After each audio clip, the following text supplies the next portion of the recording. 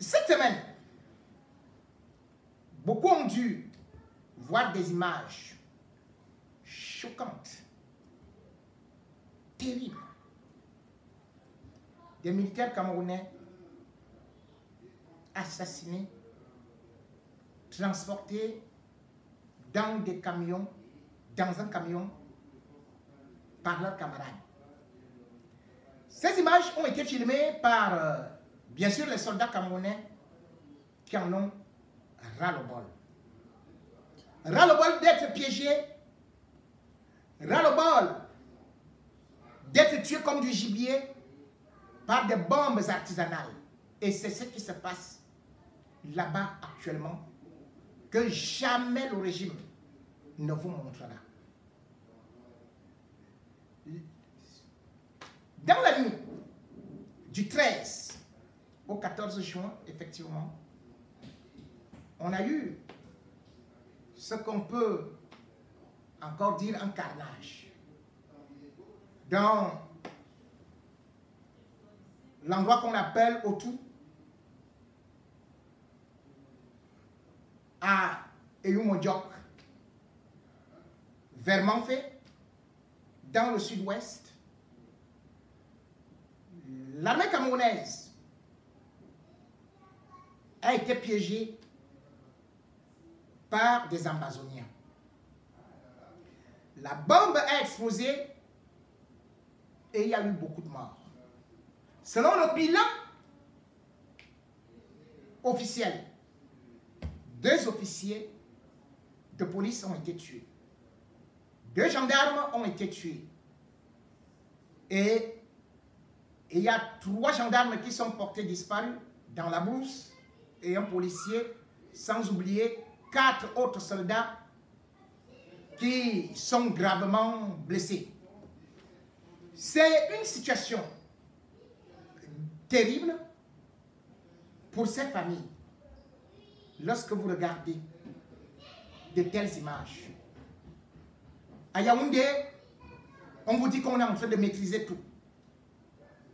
Mais ce qui est en train de se passer dans notre pays montre que si on ne se ressaisit pas,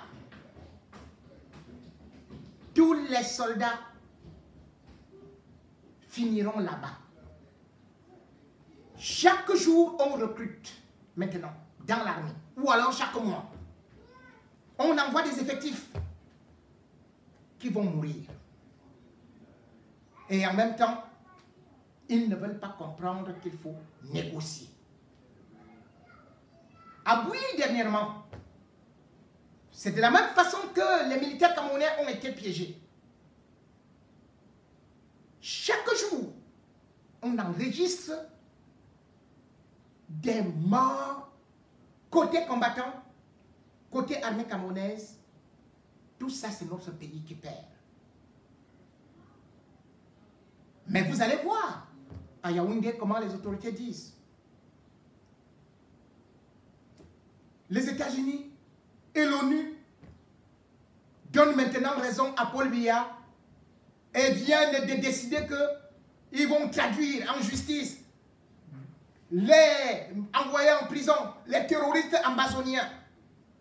Et ils ont fait circuler cette fausse nouvelle pendant toute la semaine. Et pourtant, c'est faux.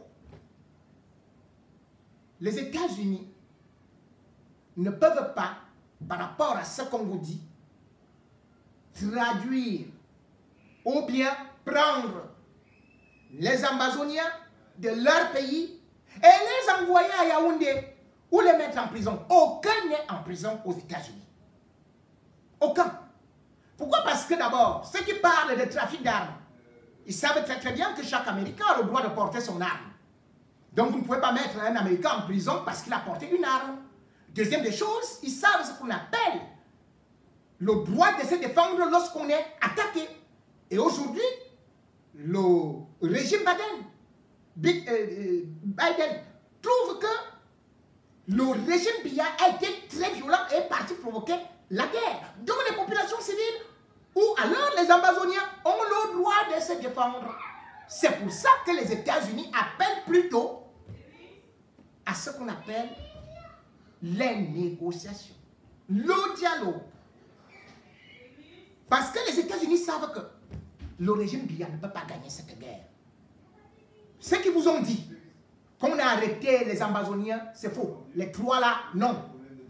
Parce qu'il y a un avocat là, Emmanuel Salai, qui raconte partout, dès qu'il fait une procédure judiciaire, il dit, là, parce qu'il est parti là au Maryland, il dit, non, c'est fini, on va traquer les terroristes. Non, c'est pas comme ça que ça fonctionne avec la justice américaine. Non.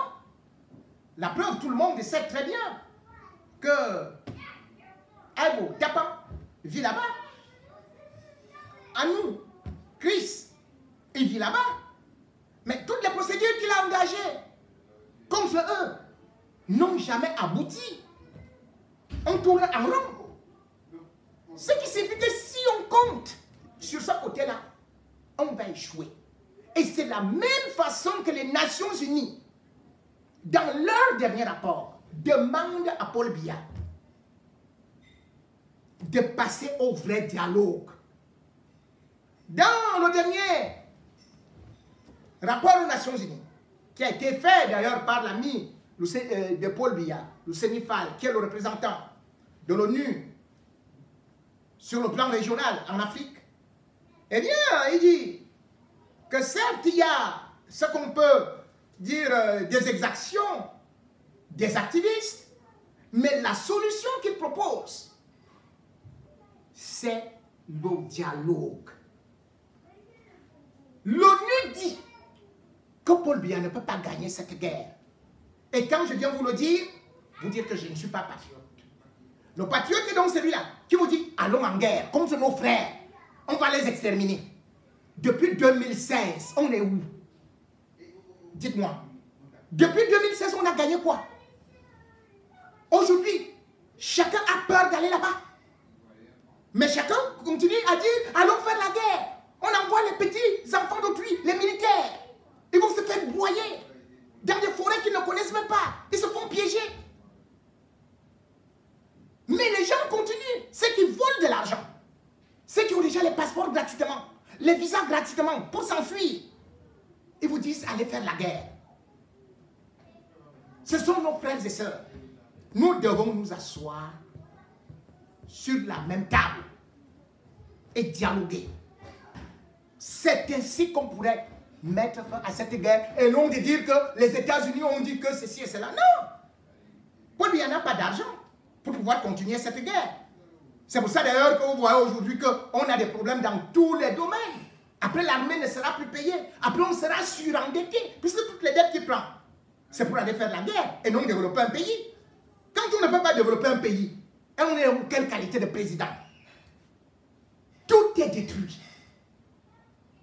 La guerre dans les régions anglophones est aujourd'hui notre pire malheur. C'est un cancer. Si on continue à écouter ces gens-là, ne vous en faites pas. Je vous avais dit, ça ne fait qu'avancer. Hein. C'est là dans les bambous tossins. Ça avance à Douala. Hein. Quand ça arrive là-bas, on vous dit que non, c'est les gens de coupeurs de route, ils ont des machettes, c'est les microbes. Mais ce que vous ne savez pas, c'est que beaucoup viennent aussi de ces zones-là. Et qu'ils vont créer la psychose. Même à Yaoundé bientôt. Il faudrait donc que les populations elles-mêmes mettent de la pression sur les pouvoirs publics pour dire non à cette guerre. Il ne faut pas seulement attendre la diaspora. Parce que si vous continuez à regarder la diaspora en disant que vous allez lire l'heure, mais vous voyez que je lis quelle heure ici? C'est vous qui allez lire l'heure là-bas. La diaspora vous accompagne. La diaspora accompagne le peuple. La diaspora n'est pas l'ennemi du peuple. Ce que nous disons, c'est parce que nous voyons la paix, ou tout au moins la sécurité alimentaire ailleurs, la sécurité sociale ailleurs, les hôpitaux ailleurs. Cet argent qu'on perd pour la guerre pourrait être exploité, utilisé pour des filets sociaux que de se battre inutilement. Mais on vous dit, non, on va voir ce que ça, on va voir. patriotes. Mais pourtant, ces gens-là, non seulement ils vous envoient, vous entretuer, mais ils vous tuent en détournant votre argent. Ils vous tuent sur le malheur du Covid.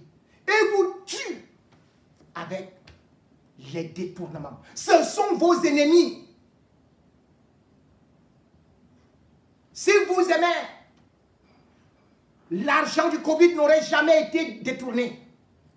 Si vous aimez, ils allaient au moins équiper les hôpitaux selon le programme qui était établi par le FMI par rapport à cette crise sanitaire. S'ils vous aimaient, ils allaient aussi vous donner un peu. Mais qu'est-ce qu'ils ont fait? Ils se sont partagés cet argent. Mais quand il faut aller en guerre, c'est vous qu'on envoie. Leurs enfants sont dans leur maison. Et lorsque vous critiquez, ils vous envoient en prison.